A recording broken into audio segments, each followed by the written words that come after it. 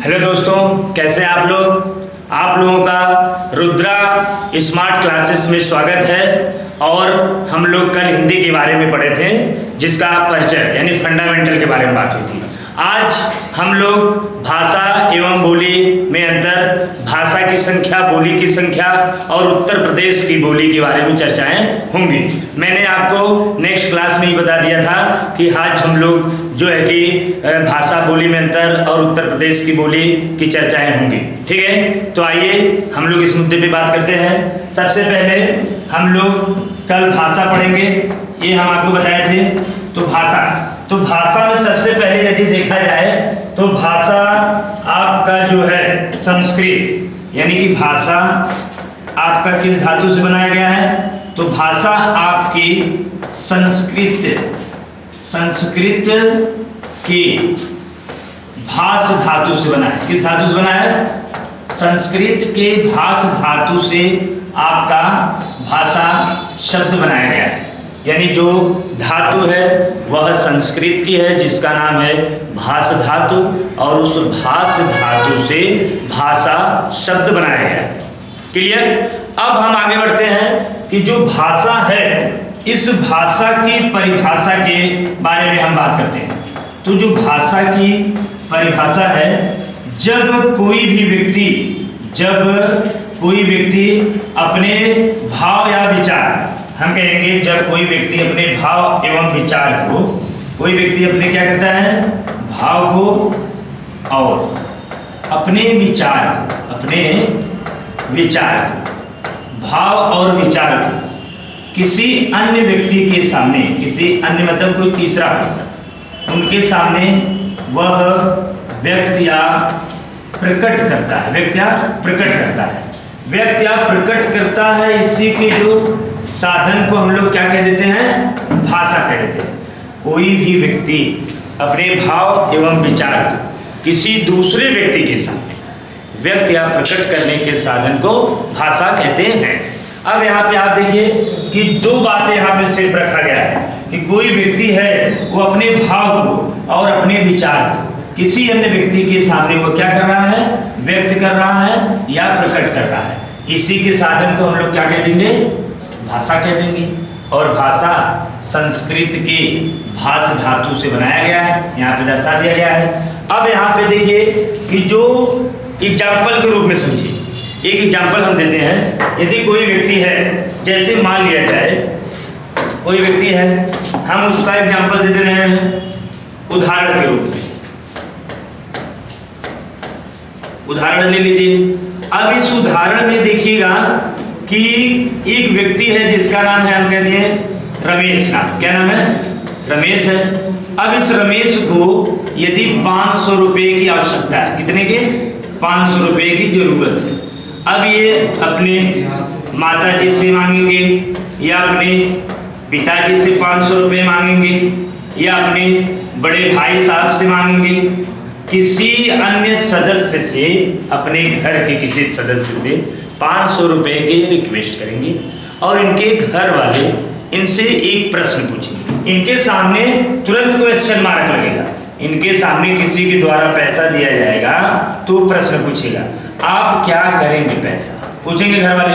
तो अब यहाँ पे देखिए, तब यह रमेश नाम का जो लड़का है, यह अपने भाव को और अपने विचार को, अपने भाव को और अपने विचार को अपने माता जी के सामने क्या करेंगे? व्यक्त करेंगे, व्यक्त या प्रकट करेंगे। इन्हीं के साधन को हम लोग क्या कह देते हैं? भाषा कह देते हैं। यहाँ पे एग्जाम्पल से मैंने इस बात को समझाने का प्रयास किया है कि जब किसी व्यक्ति के द्वारा अपने भाव और विचार किसी दूसरे व्यक्ति के सामने व्यक्त या प्रकट करने के साधन को भाषा कहते हैं। और एग्जाम्पल में मैंने कहा एक रमेश नाम का लड़का है, यदि उसे 500 रुपये की आवश्यकता है तो अपने घर के किसी सदस्य से यदि मांगता है तो उसके सामने एक प्रश्नवाचक चिन्ह का प्रयोग किया जाता है कि यह क्या करेंगे पैसा। तो वह बालक अपने भाव और विचार को व्यक्त करता है। मम्मी, मुझे 500 रुपये की आवश्यकता है, मुझे पेट का फार्म भरना है, या मुझे ऑनलाइन क्लास लेना है, या मुझे जो है कि किताब लेना है, या मुझे टेस्ट देना है। जो भी उसकी समस्या होगी उस समस्या को वह व्यक्ति या प्रकट करता है, इसी के साधन को हम लोग क्या कहते हैं? भाषा कहते हैं। क्लियर? आगे बढ़ते हैं। आगे हम बढ़ते हैं तो यहाँ पे एक चीज और देखेंगे आगे बढ़ते वक्त। तो भाषा का जो डिफिनेशन था वो तो हम क्लियर कर चुके हैं। अब देखिए, अभी यहाँ पे भाषा का भेद के बारे में बात हुआ है। भाषा के भेद के बारे में बात हो गई कि जो भाषा है, यहाँ पे हम दर्शाते हैं जो भाषा है, भाषा का भेद या प्रकार। भेद माने देखिए क्या होता है, एक हम कह सकते हैं कि भेद का एक अर्थ प्रकार हो गया, एक भेद का अर्थ हो गया रहस्य हो गया। दो अर्थ होते हैं यहाँ पे भेद के। अब यहाँ पे भेद का प्रकार से है तो मूलतः तो दो पार्ट होते हैं, यहाँ पे देख लीजिएगा, और तीसरा को इंक्लूड किया गया है। पहले का नाम क्या है? मौखिक। पहले का नाम क्या है? मौखिक है। दूसरा क्या है? लिखित है। तीसरा क्या है? सांकेतिक भाषा। ये तीनों को हम यहाँ पे रखते हैं। ठीक। मौखिक का मतलब क्या होता है? जब किसी व्यक्ति को मुख के द्वारा समझाया जाता है तो उसे मौखिक का संज्ञा दिया जाता है। लिखित जब लिख कर समझाया जाता है। सांकेतिक जो इशारे से बात होती है। मौखिक का मतलब ये होता है, यदि कोई बालक आपको मौखिक रूप में अपने भाव और विचार व्यक्त कर रहा है, वह लिखित रूप में नहीं दे रहा है, तो मौखिक के अंतर्गत सारी बातें को रखा जाएगा। यदि कोई लिख करके दे रहा है तो वह आपका लिखित के अंतर्गत रखा जाएगा। और हम आप लोगों को मौखिक और लिखित दोनों प्रकार से बता रहे हैं। मौखिक यानी मुख के द्वारा भी हम आपको समझाने का प्रयास कर रहे हैं और लिख करके भी प्रयास कर रहे हैं, यानी मौखिक और लिखित दोनों प्रकार से आप सीख रहे हैं। तो मौखिक का मतलब, मौखिक क्या है? जो भी व्यक्ति मुख के द्वारा किसी अन्य व्यक्ति को समझाए, और लिखित मतलब जब लिख करके समझाए। और आपका एक सांकेतिक है। सांकेतिक का मतलब क्या होता है? जो इशारे से बात किया जाए। सांकेतिक में हम लोग रीजनिंग में इसी को हम लोग कहते हैं कोडिंग एंड डिकोडिंग। क्या कहते हैं? Coding and decoding. रीजनिंग का पार्ट है लेसन नंबर 2। तो कोडिंग डिकोडिंग को ही हिंदी में कहा जाता है कूट लेखन। क्या कहते हैं? कूट लेखन, या मैं कह सकता हूं कूट वाचक या सांकेतिक भाषा या सांकेतिक भाषा। देखिए ये बात यहाँ पे आ गई कि मुझे पता चल गया कि सांकेतिक भाषा को ही हम लोग क्या कहते हैं?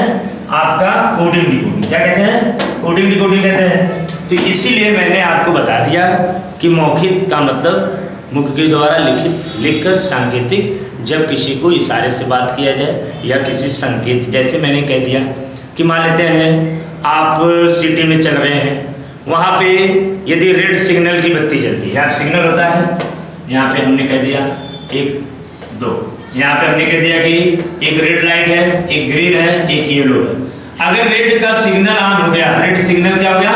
ऑन हो गया, तो व्यक्ति समझ लेता है कि जो है कि हमें रुक जाना चाहिए, क्योंकि दूसरे पार्ट वाले जो बाइक है उसे पास करने का मौका दिया जाए, और दूसरे वाले जब पास करते हैं तो फिर आपको मौका मिलता है। तब यह आपका येलो जलेगा पहले। येलो से क्या होता है कि व्यक्ति रेडी होता है। क्या होता है? रेडी होता है, यानी कि हम कह सकते हैं वो तैयार होता है। और जब आपका ग्रीन ऑन होगा तब आप गाड़ी लेकर के आगे बढ़ सकते हैं। तो यहाँ पे इसी प्रकार से मौखिक लिखित सांकेतिक को मैंने समझाने का प्रयास किया। उम्मीद है कि आप लोगों को समझ में आया होगा। आगे बढ़ते हैं तो भाषा के तत्व के बारे में हम बात करते हैं। क्या बात करते हैं? भाषा के तत्व के बारे में। तो यहाँ पे आगे देखते रहिएगा। अब हम लोग भाषा के तत्व के बारे में बात करते हैं। तो जो भाषा के तत्व होते हैं, जो भाषा के क्या होते हैं? तत्व होते हैं, इसके बारे में चर्चा हम कर देते हैं। यहाँ पे देखिएगा, भाषा के तत्व या अंग या अवयव, 3 बातें हैं। यहाँ पे जो तत्व है वही अंग है, जो अंग है वही क्या है? अवयव है। यहाँ पे तत्व, अंग, अवयव, भाषा के ही तीनों पार्ट होते हैं। ठीक है। तो पहला हम कह सकते हैं कि आपका निम्न पार्ट कितना है? निम्न भागों में इसे विभाजित किया गया है और इसका विभाजन मैं आपको नीचे दर्शा दे रहा हूं। तो नीचे आप देखेंगे पहला जो पॉइंट है, भाषा अर्जित की जाती है। भाषा क्या करते हैं? अर्जित की जाती है। भाषा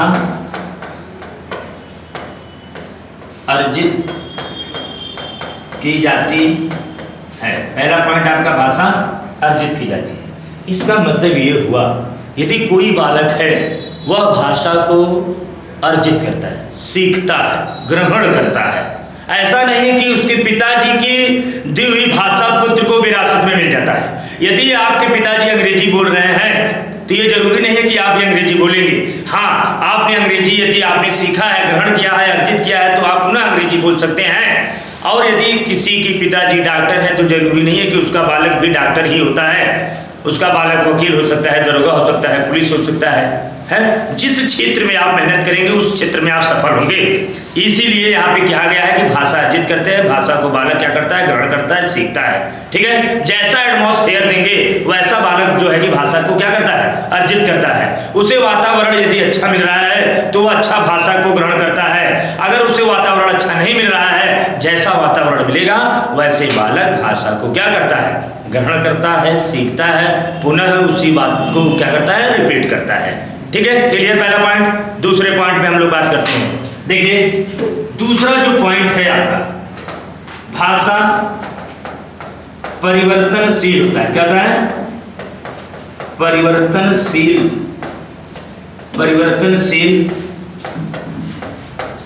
होती रहती है। ठीक है, भाषा आपका परिवर्तनशील होती रहती है। जैसे इसके आगे की पॉइंट है कि भाषा जो होता है वह परिवर्तनशील होता है। इसकी तुलना बहती हुई नदी के पानी से किया जाता है, जिसका जल निरंतर यानी सदैव बदलता रहता है। जैसे मैं यहाँ पे आपको दर्शा दे रहा हूँ, आप देख लीजिएगा। यहाँ पे मैं कहते हैं कि एक बहती हुई नदी है। ये क्या है? ये बहती हुई नदी है। अब इसमें आपका ये पानी है।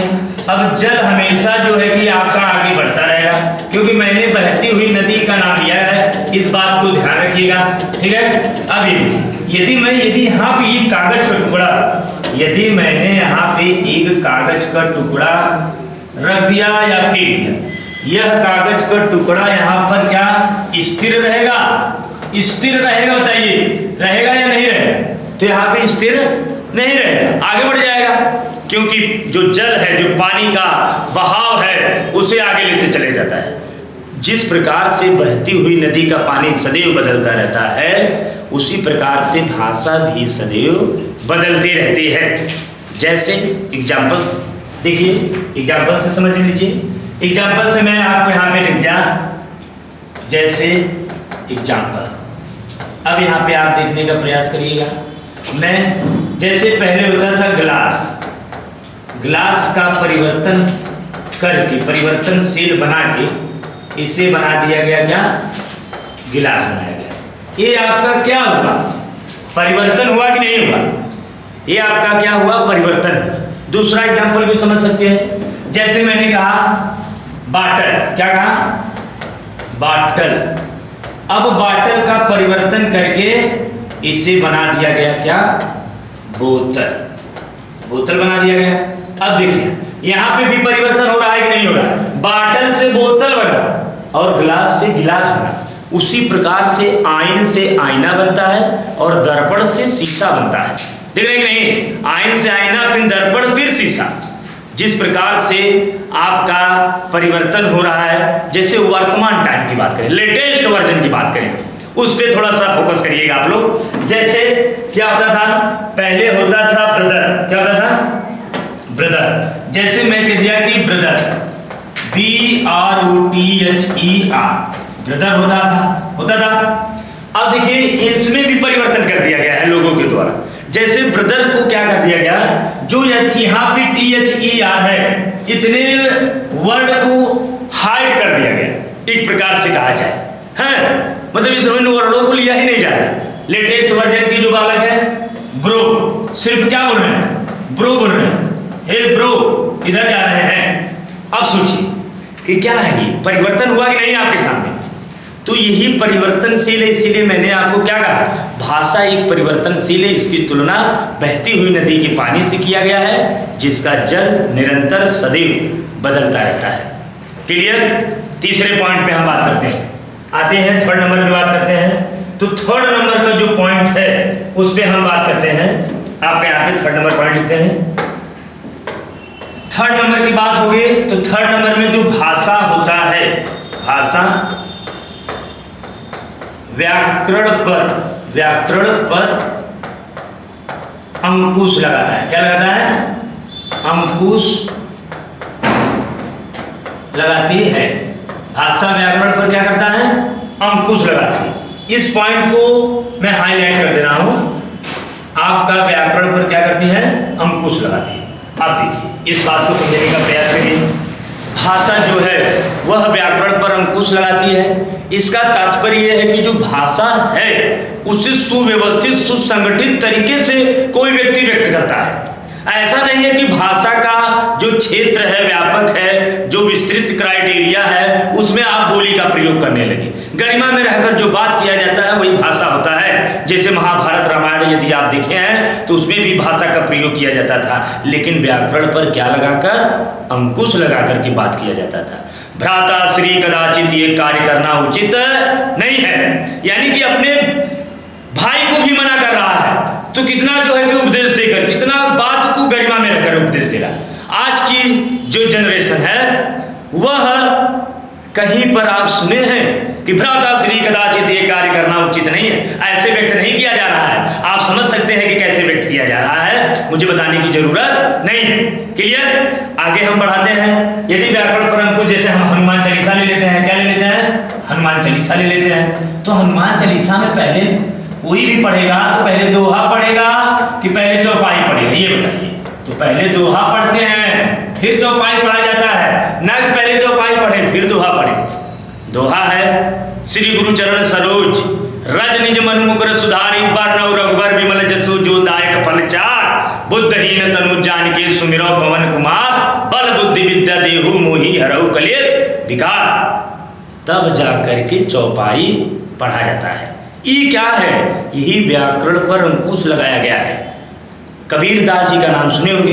उन्होंने एक पंक्ति लिखा था गुरु जी के लिए, कहा था कि सब धरती कागज करूं, सब धरती कागज करूं, लेखनी करूं बनराज, सात समंदर मसी करूं, गुरु गुण लिखा न जाए। यानी जितना बड़ा धरती है उतना बड़ा यदि हम कागज का एक टुकड़ा मान ले और लेखनी करूं बनराज, जितने पृथ्वी पर पेड़ दिख रहे हैं उसे कलम मान ले, और सात समंदर मसी करूं, सात समुंदर के समान यदि स्याही मान लिया जाए, गुरु गुण लिखा न जाए, फिर भी हम गुरु के गुणों का वर्णन नहीं कर सकते। ये है व्याकरण पर अंकुश लगाया गया।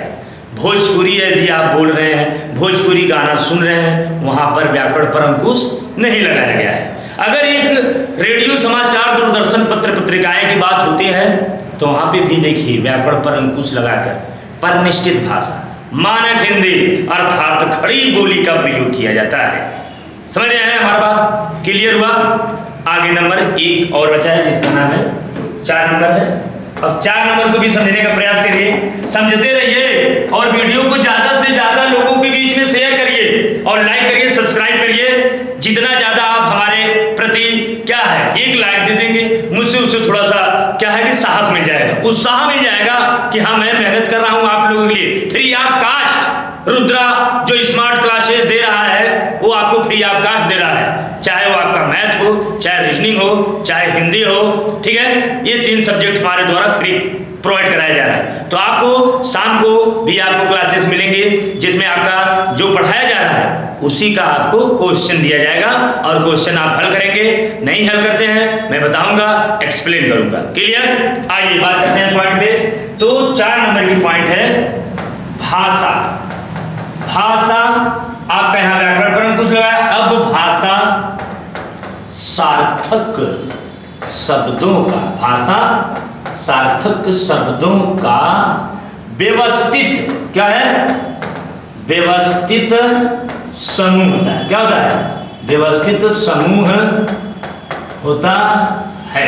अब देखिए यहाँ पे चीज जो पॉइंट है उसे हम हाईलाइट करते हैं। यहाँ पे जो भाषा है एक सार्थक शब्द है, एक आपका व्यवस्थित समूह है। हमेशा जो भाषा रहता है वह सार्थक, सार्थक क्या है, जो अर्थ देता है उसे सार्थक कहते हैं, और जो अर्थ न दे वो निरर्थक शब्द है। और सार्थक शब्द हमेशा पहले क्या होता है कि वर्ण को आपस में मिलाते हैं तो एक शब्द बनता है, और वो भी वर्ण आपस में मिलेगा तो व्यवस्थित क्रम में मिलेगा। जैसे मैं आपको दिखा दूं, यहाँ पे एग्जाम्पल के रूप में समझने का प्रयास करिए आप लोग। थोड़ा सा यहाँ पे देखते हैं। जैसे मैं आपसे कह दिया, मैं इस पॉइंट को आप लोग नोट कर लीजिएगा, हर पॉइंट को नोट करते रहिएगा या शॉर्ट स्क्रीन मार लीजिएगा ताकि ये पॉइंट आप नोट करके रखे रहिए, क्योंकि आप नोट बनाएंगे तो ये एक बार एकदम रिदम बाय रिदम क्लास चल रहा है उसे नोटिस करते रहिएगा। आगे जैसे मैं बता दे रहा हूँ, यहाँ पे आयत देखिए, यहाँ पे जैसे मैंने कहा कि आपको क धन म धन ल ये तीन वर्ण हम आपस में क्रम मिलाएं। क्या मिलाएं? एक व्यवस्थित क्रम है, नहीं क्या है, व्यवस्थित क्रम है। अब इस व्यवस्थित क्रम में ही बन जाएगा क्या, कमल बन जाएगा। अब कमल ही बन गया क्या, शब्द बन गया, और ये शब्द कैसा है, सार्थक है। ये कैसा है, सार्थक शब्द बन गया कि नहीं। तो यही हम आपसे कह रहे हैं कि वर्णों का जो व्यवस्थित क्रम होगा उसे हम लोग कहते हैं शब्द। यदि शब्दों का व्यवस्थित क्रम होगा तो वह एक वाक्य यानी सेंटेंस का रूप धारण कर लेगा। जैसे मैंने कमल लिखा, अगर इसको हम अव्यवस्थित लिखें, देखिए जैसे अव्यवस्थित लिखें, जैसे कमल को हम लिखते हैं म धन क धन ल, अब ये शब्द बनेगा मकर। क्या बना शब्द, मकर। ये तो शब्द है लेकिन ये कैसा है, निरर्थक शब्द है। कैसा है, निरर्थक। और निरर्थक माने कुछ नहीं, और सार्थक माने जिसका अर्थ कुछ न कुछ अवश्य होता है। क्लियर। तो आपका यहाँ पे जो भाषा है वह सार्थक शब्दों का व्यवस्थित क्या है, समूह है। तो यहाँ पे भाषा के तत्व क्लियर हो गए कि भाषा के 4 तत्व हैं। भाषा अर्जित की जाती है, दूसरा भाषा परिवर्तनशील है, तीसरा भाषा व्याकरण पर अंकुश लगाती है, चौथा भाषा सार्थक शब्दों का व्यवस्थित समूह होता है। क्लियर। आगे बढ़ते हैं। आगे देखिएगा, भाषा के बारे में आज चर्चा होगी विस्तृत रूप से और व्यवस्थित रूप से। तो यहाँ पे आते हैं हम लोग, आगे बढ़ते हैं। तो अब हम बात करेंगे भाषा की संख्या पे। किस पे बात करेंगे, भाषा की कुल संख्या। तो जो भाषा है इनकी कुल संख्या जो भारतीय संविधान में कुल भाषाओं की संख्या कितनी मिलती है, 22 मिलती है। 22। यदि पूछ दिया जाए, किसी बालक ने पूछा कि भाषा गणना करने पर कितनी है, गणना मतलब गिनती करने पर, तो गिनती करने पर कुल आपको क्या भाषा मिलती है, 14 भाषा। और 15वीं भाषा का नाम किसी ने पूछ दिया, क्या पूछ दिया, 15वीं भाषा का नाम क्या है, 15वीं भाषा का नाम, तो आपका जवाब होगा सिंधी भाषा। कौन सी भाषा है 15वीं, सिंधी भाषा। अब सिंधी भाषा को ही कहा जाता है 15वीं भाषा। यदि यहाँ पे हम क्वेश्चन को ऐड करें तो मैं यहाँ पे ऐड कर सकता हूँ कि जो सिंधी भाषा है इसका विकास किस अपभ्रंश से हुआ, किस अपभ्रंश से हुआ। अपभ्रंश का अर्थ मैं आपको कल बताया था, बिगड़ा हुआ, टूटा हुआ या भ्रष्ट हुआ है। तो आपका जवाब होगा जो सिंधी भाषा का विकास हुआ है वह ब्राचंड अपभ्रंश से हुआ है। किससे हुआ है, ब्राचंड अपभ्रंश से हुआ है। ये आपका अपभ्रंश है और सिंधी भाषा का विकास ब्राचंड अपभ्रंश से हुआ। और 15वीं भाषा का नाम क्या है, सिंधी भाषा है। और एक बात अगर हम यहाँ पे जोड़ना चाहें कि सिंधी भाषा को कब जोड़ा गया था, कब जोड़ा गया, तो मैं यहाँ पे बात आपको दिखा दे रहा हूँ व्यवस्थित तरीके से। सिंधी भाषा को कब जोड़ा गया, तो आप यहाँ पे थोड़ा सा देखेंगे, यहाँ पे आते हैं और हम इस पॉइंट पे आ गए। तो आपका जो सिंधी भाषा है इसको सर्वप्रथम 21वां, कौन सा? 21वां संविधान संशोधन अधिनियम द्वारा कब जोड़ा गया? 21वां संविधान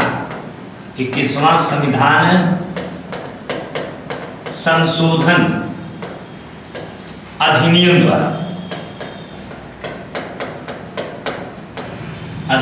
द्वारा सन 1967 में जोड़ा गया। कब जोड़ा गया था? 1967 में जोड़ा गया। अब यहाँ पे आप देखिएगा, आपको ये बात पता चलेगा कि जो हमारे पास सिंधी भाषा है वो 21वां संविधान संशोधन अधिनियम द्वारा सन 1967 में जोड़ा गया। कब जोड़ा गया है? 1967 में। आप देख लीजिएगा 1967 में, और संविधान संशोधन कौन सा हुआ? 21वां। अब आपको पता चल गया कई बात कि जो हमारा भारतीय संविधान में कुल भाषाओं की संख्या 22 है, गणना करने पर, गिनती करने पर 14 हुआ। 15वीं भाषा का नाम सिंधी भाषा है और सिंधी भाषा का विकास ब्राह्मण अपभ्रंश से हुआ और सिंधी भाषा को भारतीय संविधान में 21वां संविधान संशोधन अधिनियम द्वारा सन 1967 में जोड़ा गया। क्लियर? आगे बात करते हैं।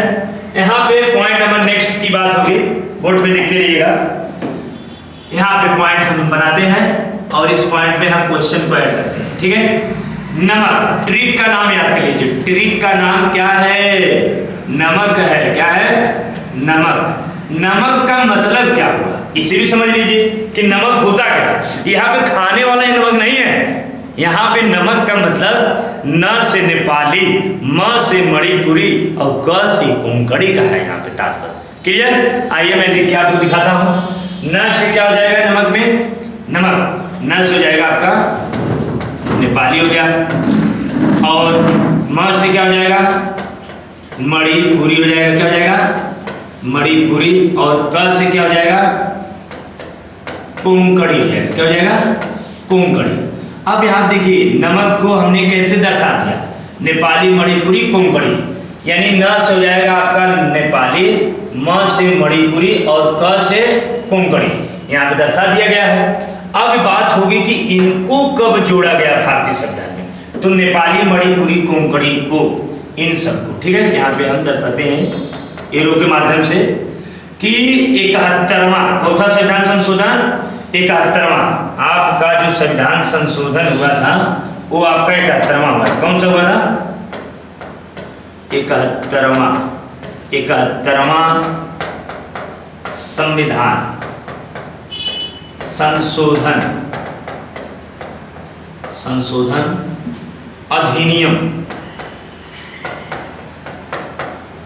अधिनियम द्वारा सन 1992 में जोड़ा गया। कब जोड़ा गया था? 1992 में जोड़ा गया। अब देखिए आपका 71वां संविधान संशोधन किया गया। और कब किया गया था ये संविधान संशोधन? आपको यहाँ पे देख लीजिएगा बोर्ड पे 1992 में, यानी 1992 में संविधान संशोधन के तहत नेपाली को, मणिपुरी को, कोंकणी को ऐड कर दिया गया। जब नेपाली, मणिपुरी, कोंकणी को जोड़ दिया गया तो 15 भाषा से कितनी भाषा की संख्या हो गई? अब 18 भाषा। अब यहाँ पे अगला संविधान संशोधन होता है। इतना क्लियर है? किसी को डाउट होगा कमेंट अवश्य करेगा। क्लियर? आगे वाले पॉइंट पे हम बात करते हैं।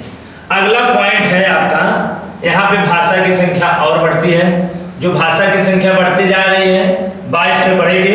अब यहाँ पे जो भाषा बढ़ रही है, कौन सी भाषा बढ़ रही है उसे आप नोटिस करेंगे। यहाँ पे मैंने कहा अगला पॉइंट, अगला स्टार आपका एक है मैथिली है। क्या है? मैथिली है, कामा। दूसरा मैथिली के बाद संथाली है। मैथिली के बाद क्या है? संथाली। तो मैथिली के बाद हम लिखते हैं यहाँ पे संथाली। मैथिली, संथाली, डोंगरी। क्या है ये?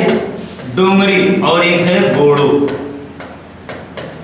यहाँ पे मैथिली हो गया, संथाली हो गया, डोंगरी हो गया और बोडो। अब इन चारों को कब जोड़ा गया? तो आपका जवाब रहेगा कि मैथिली, संथाली, डोगरी, बोडो को आपका 92 यानी 92, कौन सा संविधान संशोधन हुआ? 92 संविधान संशोधन, 92 संविधान संशोधन अधिनियम, 92 संविधान संशोधन अधिनियम द्वारा सन 2003 में जोड़ा गया। कब जोड़ा गया? 2003 में जोड़ा गया। अब आप ध्यान दें, आपको बताया गया 92 संविधान संशोधन अधिनियम द्वारा सन 2003 में जोड़ा गया। किसको किसको जोड़ा गया? तो आपको यहाँ पे बता दिया गया है कि जो 92वां संविधान संशोधन अधिनियम द्वारा सन 2003 में मैथिली, संथाली, डोगरी, बोडो को जोड़ा गया। अब आपको देखिएगा कि सिंधी भाषा को 21वां संविधान संशोधन अधिनियम द्वारा सन 1967 में जोड़ा गया और ये 15वीं भाषा के रूप में इसे लोग जानते हैं और इसका विकास ब्राचंड अपभ्रंश से किया गया। फिर उसके बाद में 71वां संविधान संशोधन अधिनियम द्वारा सन 1992 में नमक, नेपाली, मणिपुरी, कोंकणी को जोड़ दिया गया। उसके बाद में आपका मैथिली, संथाली, डोगरी, बोडो इन चारों भाषा को 92 संविधान संशोधन अधिनियम द्वारा सन 2003 में जोड़ा गया। अब आपकी संख्या हो गई कुल 22। और एक पॉइंट नोटिस पर नोट पॉइंट याद रखेंगे कि यदि कोई भी बालक, यहाँ पे नोट लिख देते हैं, इस बात को बहुत ध्यान से समझिएगा।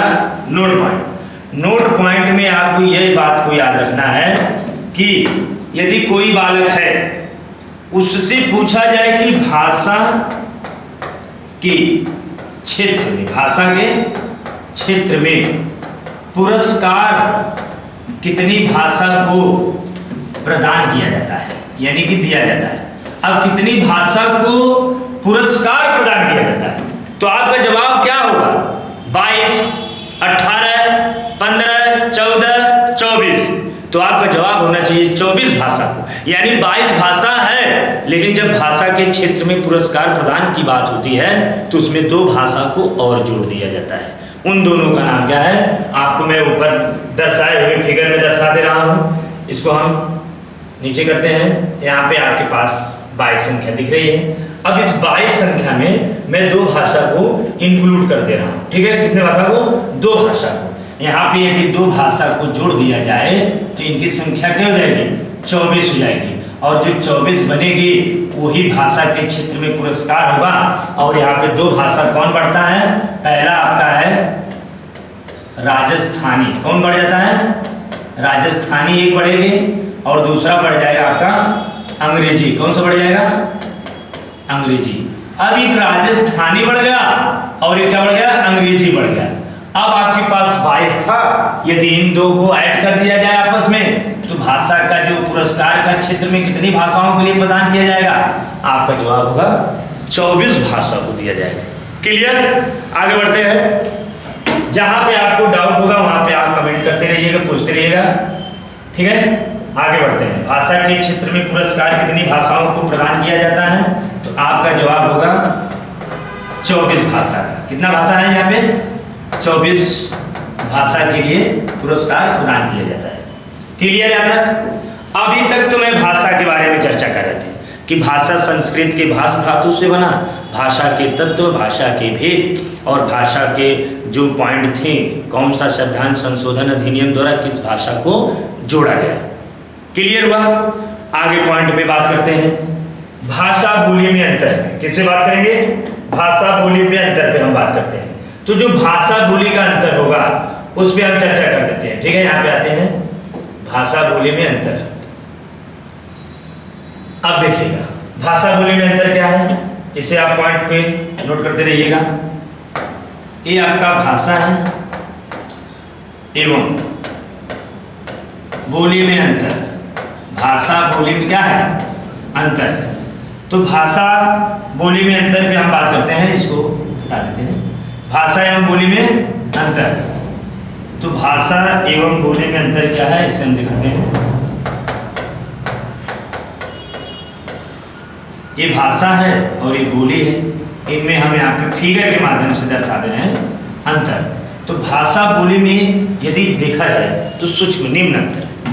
भाषा का जो प्रयोग होता है वह विस्तृत यानी विकसित क्राइटेरिया में होता है, और बोली का प्रयोग हमेशा सदैव सीमित या क्षेत्रीय क्राइटेरिया में होता है। जैसे मैं बता दिया आपको कि जो भाषा है और ये बोली, ठीक है, भाषा का प्रयोग हमेशा व्यक्ति जो करता है वह विस्तृत क्राइटेरिया में करता है। देख लीजिएगा थोड़ा सा यहाँ पे, ये लीजिए भाषा का प्रयोग, भाषा का प्रयोग हो गया, और इसका प्रयोग हमेशा व्यक्ति कहाँ करता है, विस्तृत या विकसित, विस्तृत या विकसित, विस्तृत या विकसित क्राइटेरिया में करता है। जबकि बोली का प्रयोग, किसका प्रयोग, बोली का प्रयोग व्यक्ति सदैव मतलब हमेशा सीमित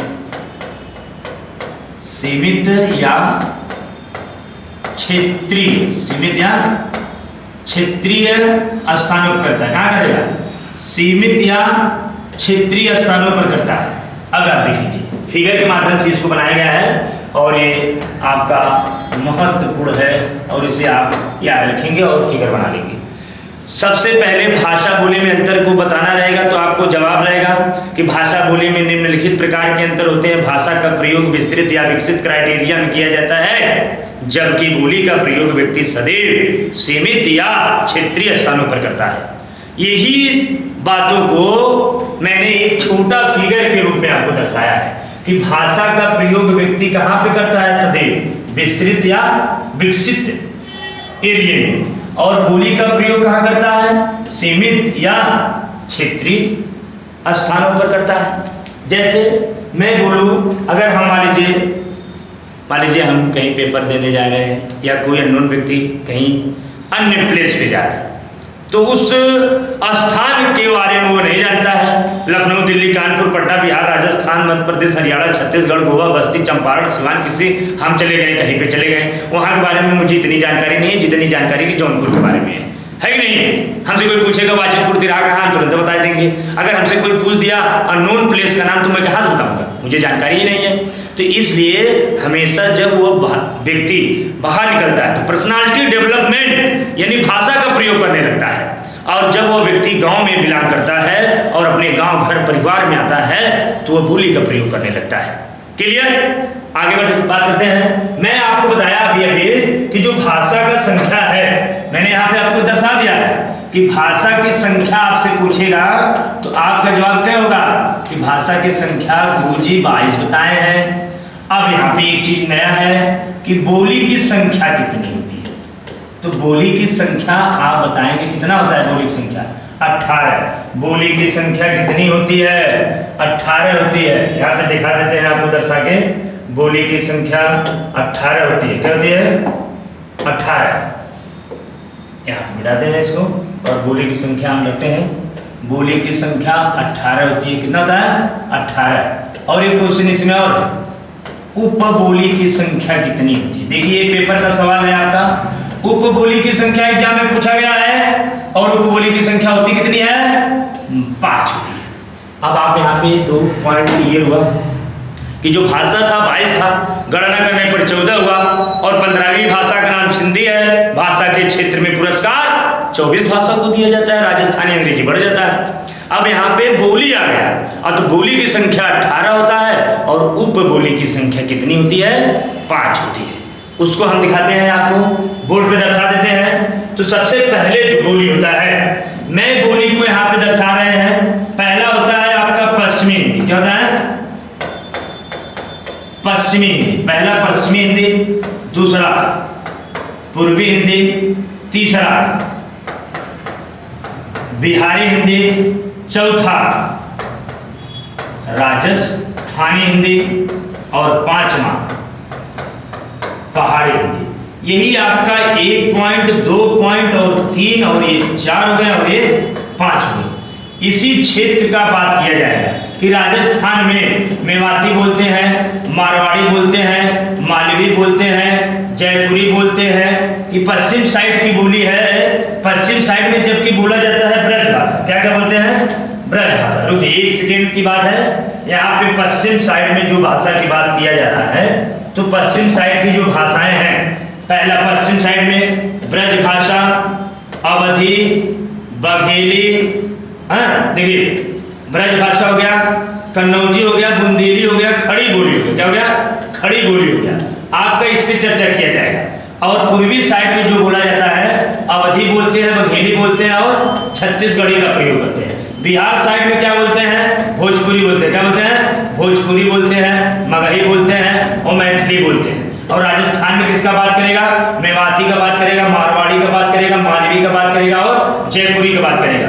पहाड़ी में किसका बात करेगा, नेपाली का, मणिपुरी का और कोंकणी का बात करेगा। ये टोटल गणना करेंगे तो कुल कै बोली हो जाता है, 18।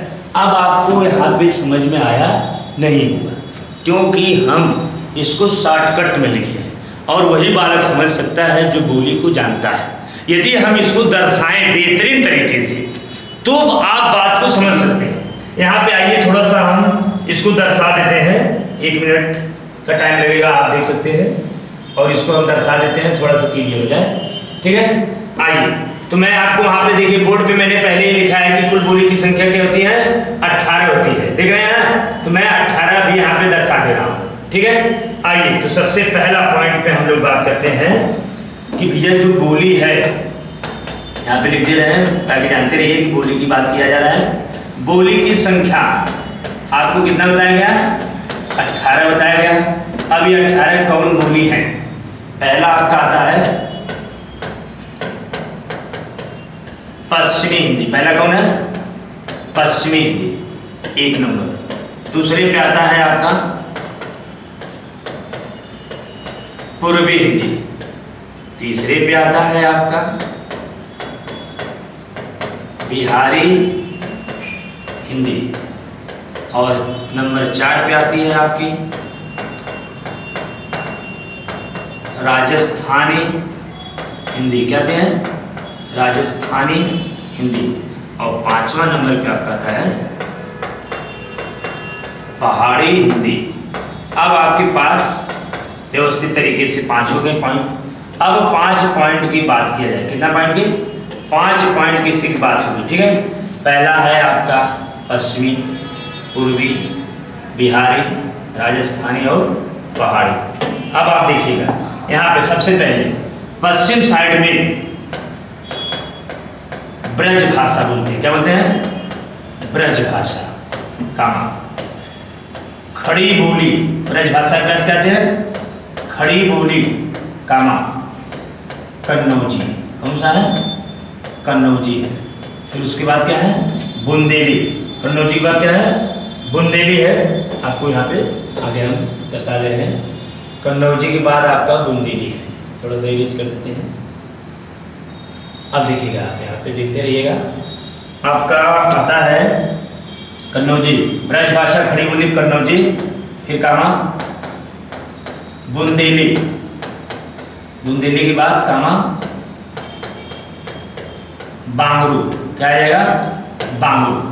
अब देखिए ब्रज भाषा, खड़ी बोली, कन्नौजी, बुंदेली, बांगरू का जो क्षेत्र है वो पश्चिम साइड पे बोला जाता है। पूर्वी साइड में क्या बोलते हैं, इसके लिए ट्रिक याद कर लीजिएगा, ABC ट्रिक है ये क्या है, ये ट्रिक है।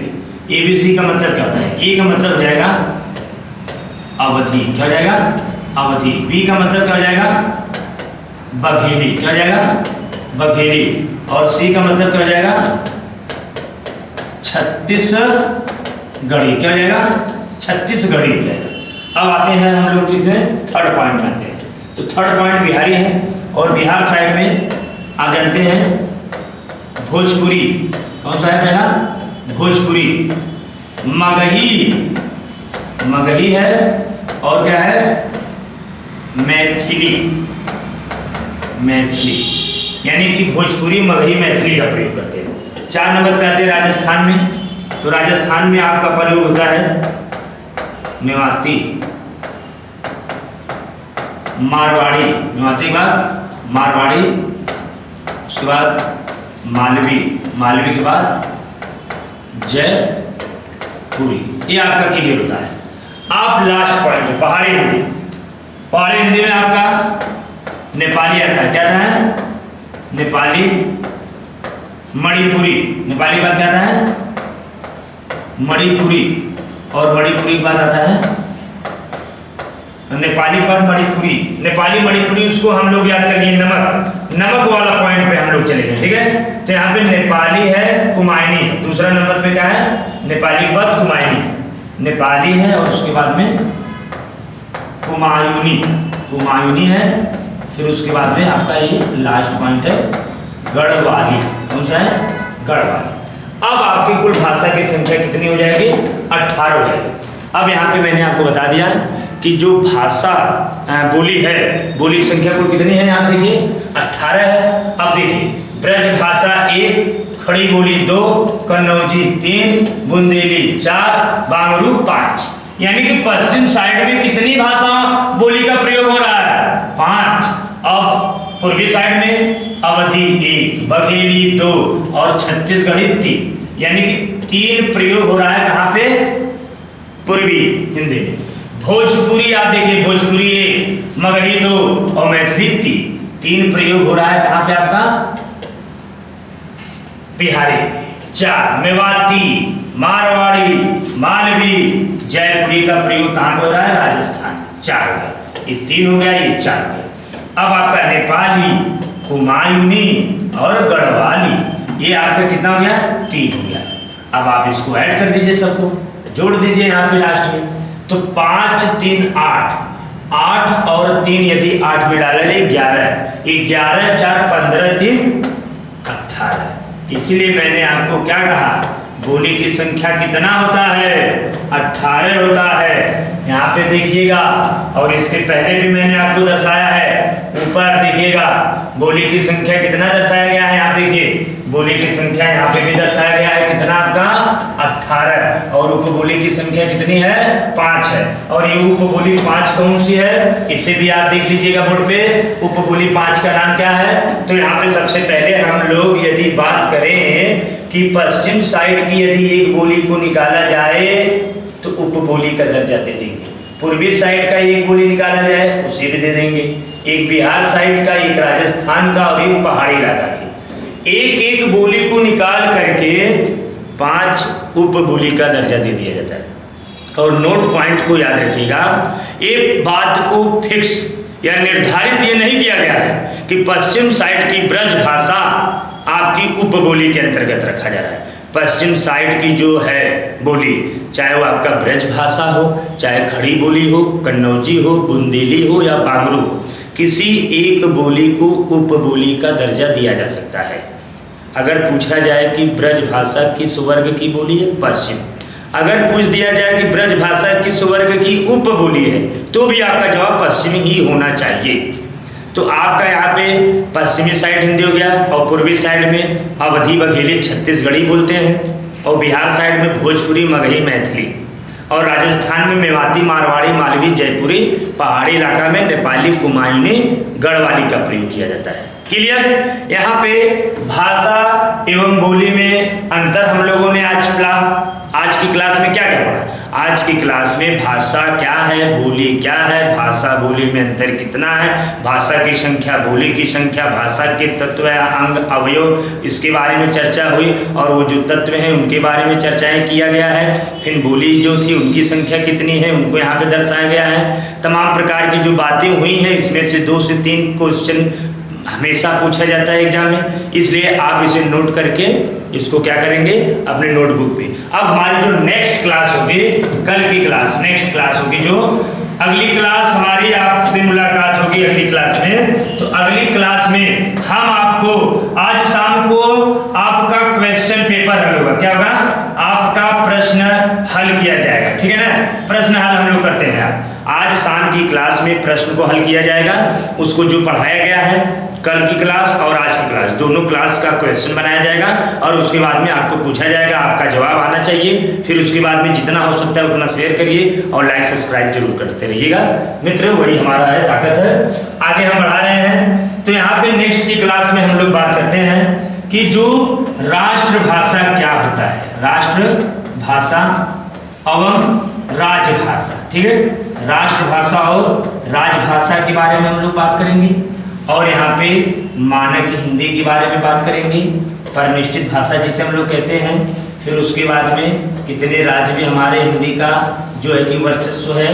फिर उसके बाद में आगे हम लोग पॉइंट पे जो भी परिचय में बताया रहेगा विविध में हम लोग बात कर लेते हैं, ठीक है। इतनी पॉइंट की बात होगी, और ये विविध सिर्फ हिंदी का जो फंडामेंटल परिचय का हो रहेगा, है।